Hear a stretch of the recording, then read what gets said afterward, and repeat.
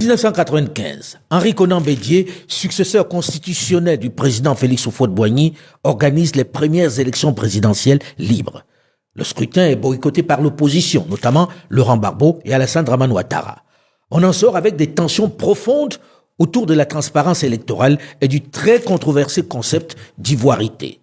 Ce scrutin, avec un faible taux de participation, va jeter les bases des divisions ethniques et politiques. 1999, le général Robert Gueye, qui a renversé le président Henri Konan Bédié et retouché la Constitution en y introduisant des restrictions sur l'éligibilité, le fameux concept du « et » et du « ou » qui va alimenter les tensions, qui va exclure Alassane Dramane Ouattara, va à son tour organiser des élections en 2000.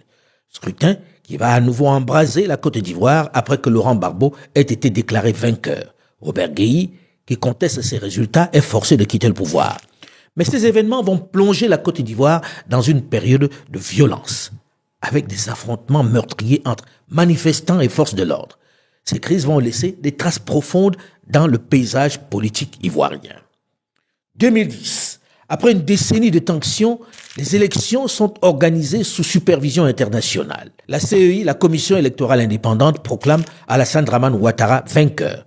Mais le Conseil constitutionnel attribue la victoire au président Laurent Gbagbo. C'est le début de la guerre civile de 2010-2011. Bilan, plus de 3000 morts et l'intervention militaire française pour capturer le président Laurent Gbagbo et son épouse Simone Gbagbo.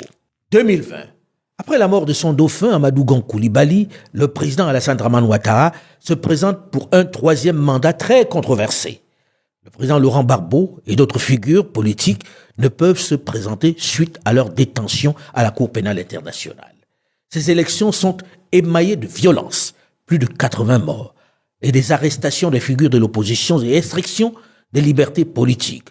Autant d'événements qui ont exacerbé les divisions politiques et sociales, laissant des cicatrices profondes, durables sur le paysage démocratique du pays.